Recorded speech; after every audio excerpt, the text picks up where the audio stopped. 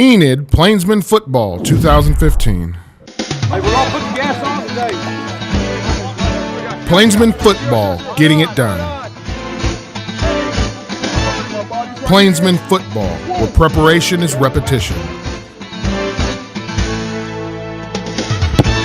Ready to go. Enid Plainsmen Football, we don't get tired. Plainsmen Football, effort, technique, and how we treat one another. Those are the things we're going to be great at. When people look at video, they're going to see those three things. Now, from the Enid Television Network studios, here's head coach Steve Hayes with Steve Kahn. Welcome to Plainsmen Football 2015. I'm Steve Kahn with head coach Steve Hayes. Coach, during last week, you received a bit of interesting news. Could be good news, but it was at least interesting news about you picking up a win over Sand Springs due to, I guess, maybe an ineligible player or something like that. I don't know if it was ever really fully explained in the Enid community how you all picked up the win, but it had to deal with Sand Springs coming forth with some information. Can you tell us what took place? Apparently they had a player that transferred in this summer that was ineligible, didn't realize he was ineligible, played him in 3 football games, 2 games that they won, and had to go back and forfeit those 2 games for playing an ineligible player by rule. And so we received an email from their athletic director last week informing us that they were forfeiting their game to us because they played that player in that game. So as a result, now we're 1-4 instead of 0-5. When you hear news like that, or the players hear news like that, talks about the integrity of the game, about being honest, about being forthright, forthcoming of truth and things of this nature. What message does that send to your ball players? Well, I mean, obviously you've got to do things right in order to win, and even after the fact, I think it showed some integrity on Sand Springs' part for self-reporting. Sure. Once they discovered it, I think it was more of an error on the part, based on my understanding, more an error on the part of the kid than anything else, that they didn't intentionally do it, but they handled it, I think, in the right way. A win's a win. As far as the outcome of the season and the success of the season, it's not a district game, so it has no impact on playoffs or anything else. And 10 years from now, it'll just be an asterisk on the side of a schedule for this season.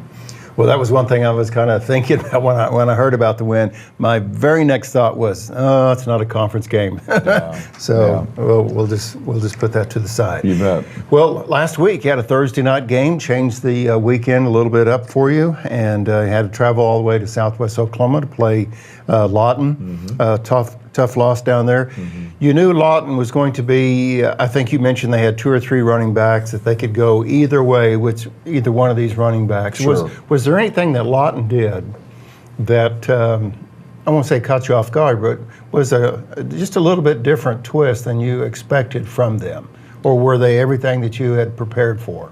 Yeah, they didn't surprise us in any way. Honestly, they came out and ran the things that we anticipated they were going to run, both offensively and defensively. And from the special team standpoint, last year as a program, Enid lost to Lawton 7th through 12th grade, 150-0. And so, I think that speaks to the deficit between the 2 programs and Enid's program as far as athleticism and X's and O's and football and stuff like that. And so, that's a huge mountain to climb. They're a very, very, very big team, much larger than we are, and they have good athletes, and they have a good tradition of success, retiring their kids from the state championship last year. So we knew going down there it was going to be a tough football game. I was really pleased with our kids in the second half and how they responded. The first half, it just seemed like everything was so fast compared to the people we'd played. They were definitely much better than anybody we'd played before. And I really felt like at the halftime the kids had to make a critical choice as to just continue to allow what was happening to happen, or to come out and respond to a team that was definitely at that point in time better than us and give a better effort. And I'm really impressed with Dolan Burrows going down and immediately creating a turnover. Great play by him on a kickoff to force a fumble on around the 20-yard line, and us going in and immediately scoring. And then scoring 3 other times in the second half, putting 28 points or 26 points on the board in the second half of play, when we very easily could have just laid down and given up. Well, that certainly leads into my next question. 0 points in the first half, but you've got to be pleased with that tenacity and determination to turn around and say, okay, we're still going to score, we're still going to play, and you come away with 26 points there in the second half. You bet. Our third quarter offensively for us has definitely been our best quarter of the year. We come out at halftime, and what's really funny is last Thursday night we didn't call different plays. We didn't make any major adjustments at half. Our kids just asserted themselves. Mm-hmm. That was the difference, is our kids stepped up and asserted themselves in the second half, and I think discovered that they could play at a much higher level than they had been playing. Last year in the varsity game, the kids lost 42-0, and they finally figured out that they could score and move the ball and finish drives and stop them and play well on defense or play better. I don't know that we played well, but played better than we'd played in the first half. And so it was a good growth experience for us, something that we needed to have happen. I think some of these questions that I ask you and your other coaches as well kind of puts the coaches on the spot, because my question each week is, at halftime you're down. What's the word of encouragement, and then at the end of the game after a loss, what do you say to the team? And I think the community wants to know, as a mentor, as an educator, what are you saying to your student athletes to come back to practice and practice hard and prepare for next week? 'Cause boy, next week is really here. It's not a full 7 days. It's almost like 2 or 3 days, doesn't it? Boom, is. another game. You're playing another game. Your success in life is relative to your potential. And every football team's potential is different, in my opinion, because you have different athletic skills, you have different sizes and weights and speeds and stuff like that. And so, how are we doing as a team relative to our potential as a team? I felt like that we've improved considerably since the beginning of the year. I don't feel like we played well in the first half the other night. I do feel like in the third quarter we faced some demons and kind of stared them down and played much better and did some things that we hadn't been able to do in a couple of years as far as playing a lot in team. And so I feel like we took another step towards our potential. What's great is the hardest teams in our schedule are past us now. We have teams that if we play to our potential for the next 5 weeks, we have the ability to beat. Right. But they're also good enough that if we don't, they'll beat us. And so the challenge is, can we play to our potential as a team and win those 5 games? Definitely have a chance to make the playoffs and even a decent chance of still hosting a home playoff game, believe it or not, at 6-4. And so if we take care of our business, if we continue to focus on what we control, improve the things that we have the ability to improve, and play at the level that we're capable of playing based on the God-given talents and abilities that we have, it should be a fun second half of the season. And I think that's what you challenge the kids. You can't measure yourself based on what the team across the field's doing, because they're playing with a different set of cards than you are. Right. It's based on how well are you playing your cards that you've been dealt. And I'm really proud of our kids, because I feel like they've done a great job of improving weekly and moving towards that goal of reaching our potential. They have, and just in my observations and what limited knowledge I have on what you're working with during the week, I've noticed that improvement each week, and other teams are doing the same thing. They are. That's the thing. Right. Everybody's getting better. Plainsmen they're improving and starting stronger, and kicking game. Well, just all aspects of the game is improving, and then that's great. But then we realize the other teams in the state, they're halfway through their season too, and they're improving as well. So this will be critical. And it's just amazing, these 5 games, it was just a blur, right? It was. Went so fast. You're right. We're sitting at the halfway point of the season, and it seemed like just yesterday. So quick. We were in 2 days. We're talking a little bit about, game preparation. And you mentioned some of the stronger teams are kind of behind you. What's the preparation for the last 5 games of the season? Is there any difference now, Coach, with the first 5 games, tougher part of the season of the teams versus the last half?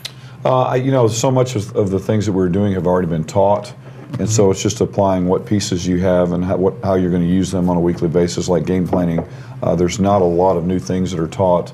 It's more of, okay, here's how we're going to combine things this week, and this is the formation we're going to run things out of, and these are the formations that they run their plays out of, and here's how we're going to apply our defensive rules that we've already taught to these formations. And so, it really is different. I think it's not nearly as much physical work as it is mental work, video study, lining up correctly, learning the opponent, and preparing to do what we do against that opponent.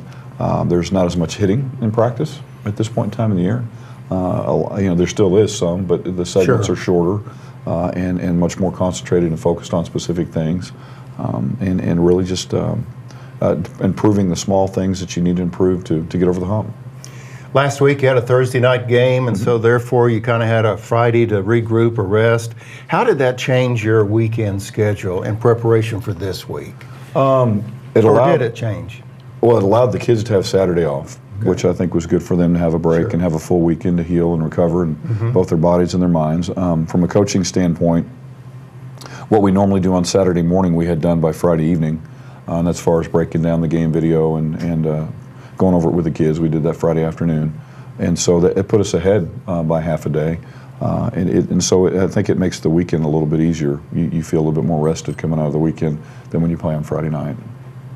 Thank you for joining us for Plainsmen Football 2015 with head coach Steve Hayes. We will have the Inside the Game segment right after this. Thanks for staying with us.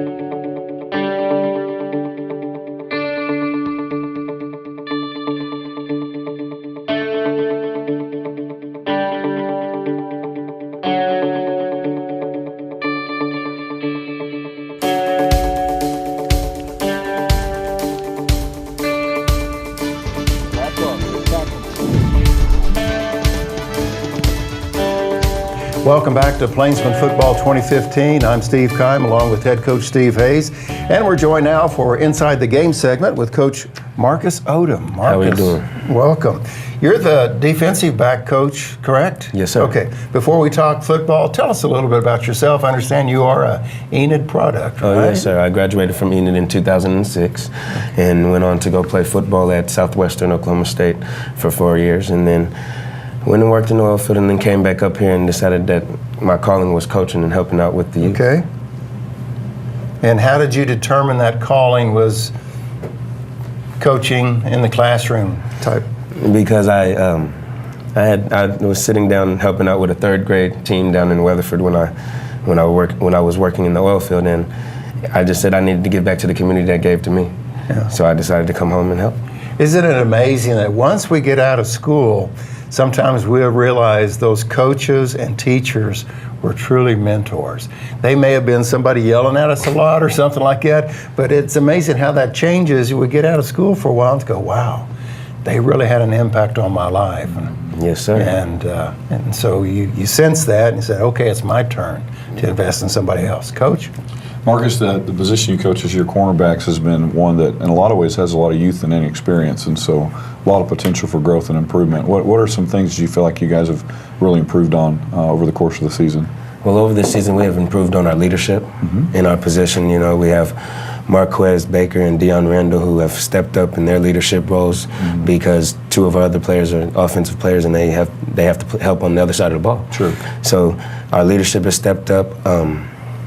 Our man defense and our tackling has improved greatly over the season. I agree. And I just feel that we've come together as a unit, and we support one another and depend on one another to help us throughout the game. Cornerback is such a huge position that an error is very noticeable, as opposed to an error by a defensive tackle may not be as noticeable to the person in the stands. Going into this week and trying to play Midwest City, what are some things you feel like we need to work on to be able to be successful Friday night? To be successful Friday night at the DB position is we have to stay deep and stay on top of our assignments. And when we have to come up and make a play and help out in the run game, we have to come down and fill and wrap up and be sure tacklers and make sure we get the running back down. Who are some of the Midwest offensive players to watch this week in the upcoming game? Probably number one, the slot receiver. He's a little speedster, and then their running back, number 28. He's going to be a handle, but if we come with all 11 hats, we should be able to get them down. Sure. How do they compare maybe to the opponents we've had in the last couple of weeks? Well, they're similar, different? They're pretty similar to Lawton. They like to run the ball a lot, and when they come out and they sling it, they'll throw it like Choctaw. Just try to throw it down the field, and hopefully somebody will go get it. I got you. Coach Odom, let me ask you this: what does a typical practice or week look like for you? For me, like tonight we'll play Lawton's JV, so I'll help out with that. And then Tuesday and Wednesday is the main focus on our game plan for that week. And Thursday is just a brush-up day for me and for the players. And Friday we go handle business. Do you agree with Coach and I that really our 7-day week is about 2 days long? Oh, yes, sir. Yes, sir. It goes so quick. And the reason I ask that question is that you have a full slate. I mean, there's no putting the arms back, resting, or anything. It is just go, It's go. 100% go, and 24/7. Be prepared. Well, Coach Odom, we appreciate you being with us on Inside the Game. Any other questions that you have? Put him on the spot, Coach, here this morning, or you want to wait and put him on the spot at practice? No, Coach Odom has always got such a positive, upbeat attitude. Yeah. He's got a lot of energy. He coaches with a lot of energy, which we really appreciate.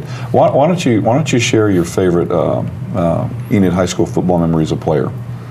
For all those people out there that have seen Enid football over the years and probably watched you play. My favorite memory as a player was the last game of my senior year. They punted the ball to me, and I was back there with the late great Austin Box. And as I'm coming around to take it to the house, Austin comes out of nowhere, act like Superman, and decleats the guy getting ready to hit me, and I went on to the end zone. And it was a great way to end my senior year. Sure, you bet. What a great memory. That's good. Well, we need to find that on tape and see if we can play that while you're doing the play-by-play. We'll see if we can. We can see if we can't run that up. Okay.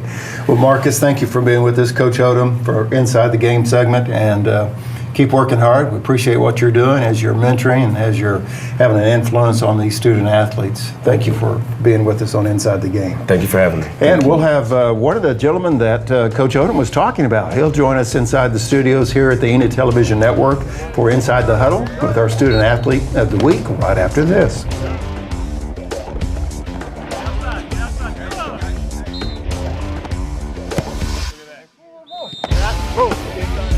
Water break.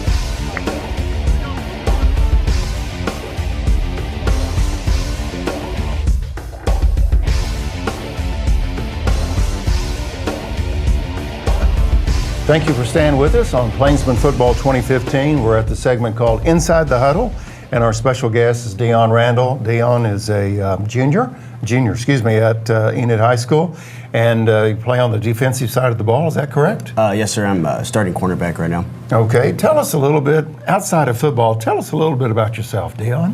I'm just an easygoing guy. I like to attend church a lot and stuff, and usually working, or I'm studying, or just at football usually. When you say studying, where do you want these studies to lead you? What is your interest? You know, I'm kind of a history person, but what would be your interest? My favorite right now would be English. I'm really to like literature and reading and stuff. That's and serious. it's just interesting to see that kind of stuff. Reading and stuff. Well, good for you. How's the year going for you? Really good so far. I have 1 B in all A's, and football really helps me get my grades together and be accountable and things like that.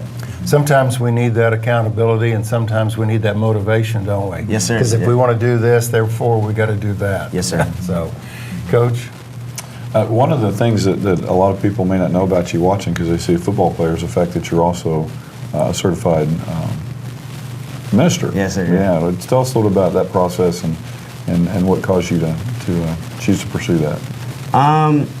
It just kind of like happened, you know. When I was a kid, I always wanted to be like a professional football player and things like that. But about a year ago, I started, attending church and things like that, and it just kind of felt like God wanted me to do it. And I got my certification during the summer around June, and it's just waiting to see where life takes me. So have you had many speaking opportunities? Yes, sir. I do a lot of speaking at church and wherever I get the opportunity to. I got you. So if anybody needs a speaker, you're their guy. Yes, sir. You're watching. Okay, that's good. That's good. Where do you feel like you've improved at the most this year as a DB? Well, this is my first time doing corner, but I feel like I improved a lot on just like my man coverage and knowing what I need to do as a cornerback and what can help the team. But yeah, the coaching staff is really helpful and things like that help me get better at what I need to do. That's good. That's good. Now, what do you feel like going into the next 5 weeks of the season you personally need to improve on the most? Me personally, I feel like I need to work on my confidence, like to know I can do these things. I kind of underestimate myself a little bit, and just man coverage and just go out there and have fun and play football. I need to go do. Defensively, as part of the unit and really one of the leaders of our unit, where do you feel like we need to make improvements as well as a defensive unit? From my perspective, tackling, of course, sometimes we have big hits, and just being in the game, just being fired up and being ready to be excited for what we do and just to love the sport more as a defensive team and stuff. But we're improving a little bit on that every week. I think you guys have improved a lot. I think you've improved a lot. We're in a position to make plays and making a lot more plays now. It's been fun to watch you guys improve and see how hard you work. Yeah, it's been fun to be out there. Yeah, and you've done a really good job. You've improved tremendously. And Deon, also, spend some time for us as a running back. He missed this last game because he got hurt running the football, but he'll be back this week. What do you feel like your strengths are as a running back when we put you in there? Ever since I was a kid, I've been running the ball. It's just something I'm naturally good at. I think it's because I'm so small, and sometimes I can get past people because I'm behind the lineman. But I got speed, and I like running the ball when I get the opportunity to. Yeah, very very elusive. Got good quick feet. Yes, sir. Which makes him a good corner as well. Deon, for those that are watching the program, what is your jersey number? Because they're going to see this young man, and then now they're going to start following you out on the field. What is your jersey number? Number 23. Number 23. Okay, so mark that down, number 23, when you see him running across the field. Deon, a question I have for you is, you talked a little bit about the discipline of keeping your grades up. What role has football, maybe sports in general, how has that been molding your character? Football teaches a lot of character principles. Coach Hayes has been employing a lot of character lessons. Sure. And I think it helps a lot of young guys to learn discipline and accountability for future jobs, and to get your grades up, and it just teaches you more toughness and mental endurance. And I really like football for those things. Deon, if there's somebody watching the program and maybe they've just moved to the Enid community, or they didn't come out for football this year for maybe scheduling challenges or whatever, what word of encouragement could you offer someone who's watching and said, I want that experience as well. I want the team building, and I want to be challenged. What would you say? Just come out and play, because everybody's welcome. We're here like a big old family to welcome people in, and it's a good thing to help you in school, and it just helps you further on in life doing football and things like that. And it teaches you just how to be a man and to grow up, and it really helps you with job opportunity and things like that. Yeah, very good. Well, I appreciate you sharing, speaking from the heart. Thanks, sir. Well, our special guest on Inside the Huddle is Deon Randle. He's a junior at Enid High School, and defensive back, and runs with the ball every chance he gets. And hopefully this coming week, maybe you can intercept it and just play like a halfback or running back and just run it all the way back, okay? Yes, So we'll be watching number 23. Deon, thanks for being here Thank today. you for having me. Okay. And thank you for staying with us. We'll be back with You Make the Call.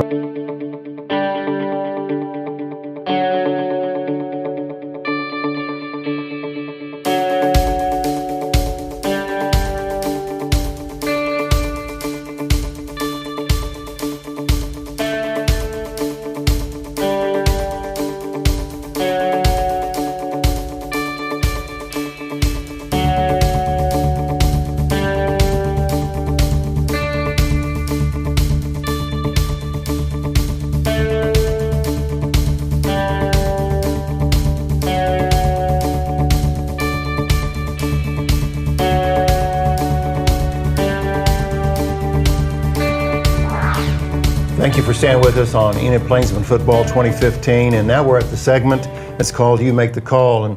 And Coach, last week we talked a little bit about the onside kick and the mindset behind that. Well, this week on You Make the Call, game situation, going for two. What's the mindset? I know there's a lot of ingredients, but you only have X amount of seconds to determine if you're going for two, so you've got to really be prepared. So what's the decision-making process for that? The vast majority of your scores in football are in multiples of 7s or 3s. And so, you always want to get yourself in a position to minimize the number of scores you have to make to get back in the lead or catch up with an opponent, or maximize the number of scores for them to get back and caught up to you. And so you're much better off being ahead by 4 than you are 3. You're much better off being ahead by 3 than 2 because you go in multiples of 3. And so, or 6, 7, or 8, and those type of things. We actually have a chart that tells us when, from a multiple standpoint, it's better to go for 2 versus go for 1 as far as putting yourself in position. I mean, you would much rather be ahead by 2 scores than 1 score. So being ahead by 9 is better than 8 because somebody could score a touchdown, go for 2, and tie you at that point. Those are the type of things that you consider. You've got to weigh against the risk of whether or not you're going to make it. And the defense that you're playing, if you only got about a 25% chance of making it, you're better off probably line up and kick an extra point. And also depends on how good your kicker is. And so there's a lot of different factors. A lot of people talk about the point in time you start thinking that way. Very rarely would you see somebody going for 2 in the first half unless it's some type of surprise attempt, because at that point in time, you're going to score enough times. Hopefully where going for 2 is not going to be that big of an outcome. I think when you get into the end of the third quarter, the start of the fourth quarter, based on the margin of difference there is when you really start thinking about, okay, do we need a multiple of 2 here versus a multiple of 1 to help us to get back in the game or extend our lead to the point where it makes it harder for the other team to get back in the game? Coach, it seems like it's a twofold decision, because number one, you're deciding to go for 2, and then the other part of that said, well, are we going to run or are we going to throw? Sure. And it's one thing to make the decision to go for it, but the other decision is how are we going to go for it? You bet, and really to have in mind what you want to call in that situation from the 3-yard line based on what they're going to be in defensively. And so it's a calculated risk. You look like a genius when it works, and you get a lot of question marks when it doesn't, which is understandable. But I think an 8-point lead is pretty tough. Puts a lot of pressure on people. 11-point lead puts a lot of pressure on people, because now you're looking at a different multiple of scoring in order to get back in the game. Right. Well, Coach, during our Inside the Huddle segment with student athlete Deon Randle, Deon mentioned about character building, about accountability, things of this nature. And I know ever since two-a-days and even before then, of your emphasis as our mentor and as a coach, head coach, of the importance of a character goal for the week. And before we started taping today, you mentioned something about teaching the experience of failure and preparation for, I guess, to obtain success. Is that pretty much the definition of your character goal? Yeah, our character goal this week, is coming from Tony Dungy's book Uncommon, and there's a chapter in that book where he talks about how important failure is in order to be successful. And he makes a statement in there where, people introduce him as a Super Bowl winning coach, but they don't realize that 27 years of his coaching, he's won 1 Super Bowl. He's failed to win it 26 times. And so he's 1 in 27 as far as winning Super Bowls. And a lot of people, you look at it from the perspective, so he failed 26 times to be successful that one time that he was successful. And all the lessons that he learned in those seasons where he didn't make it were very critically important to the season that he did and where they won it all. And you learn so much from a loss, from a failure, from times that you don't make your mark and reach your goal, because you evaluate those times and you really apply the lessons you learn. A lot of times when you win a game, you don't improve a lot the next week. We need to find out what that feels like as a program by winning a game, and that'll be our goal this week again, obviously. But a lot of life's important lessons are taught from the times we're disappointed. And I think sometimes we may witness that even in the college level of 2 or 3 victories in a row, and you just feel like you've reached that plateau. Right. Then all of a sudden you get beat, and that changes. Well, the Midwest City Bombers come to town Friday night. They come to Enid to play the Plainsmen. And Midwest City lost to Stillwater in a close game last week, 25-22. What do you know about the Bombers? Well, I know that game was a big upset. I think that they were heavily favored to win that game, and they have a talented team, good team speed. Do we know if it was at Stillwater or at Midwest City? It was at Midwest City. Okay, so it was a home game for them. And it was won on the last play of the game by a field goal kicked by a young man that was 10 yards farther than that kid had ever kicked a field goal before. And so it was a pretty amazing victory for Stillwater. They got a 22-point lead, and Midwest City came back and from 22-0 and tied it up, and then they went down and kicked a field goal to win it.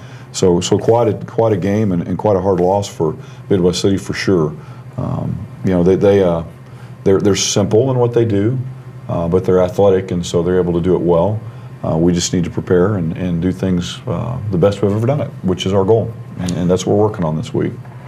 Well, being from Oklahoma, I'm very familiar with the tradition that Midwest City, the Bombers have, but I'm also familiar with the tradition that Enid has in playing football as well, so it'll be a great game. It will be a great game. And it's a home game, and we encourage everyone to be out. Is it a 7 o'clock kickoff? 7 o'clock kickoff. Okay. It's Pink Out Night. We're doing our breast cancer awareness game this week, and so we'll have several players dressed in pink. And we've changed it a little bit this year in that in order for a player to wear pink, they're going to have to make a donation towards the cause. It's going to be more than just going out and purchasing pink things and being a consumer. They're going to make a sacrificial investment in helping the cause if they're going to represent it on the field. So, folks, it's a home game Friday night, 7 o'clock kickoff. Midwest City comes to town to play the Plainsmen, and we hope to see you there. Coach, I know you have a hectic schedule. Thank you for visiting the ETN studios and talking about all that we talk about. We wish you well this coming Friday night, and look forward to our visit next week as well. Thank you. It's good to be here. And thank you for joining us for Plainsmen Football 2015, and we'll see you next week. Until then, make it a great day.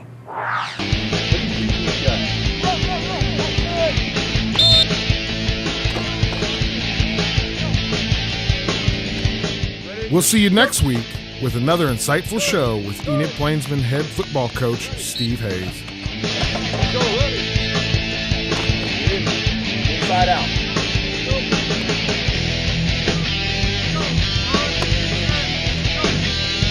Give it to him.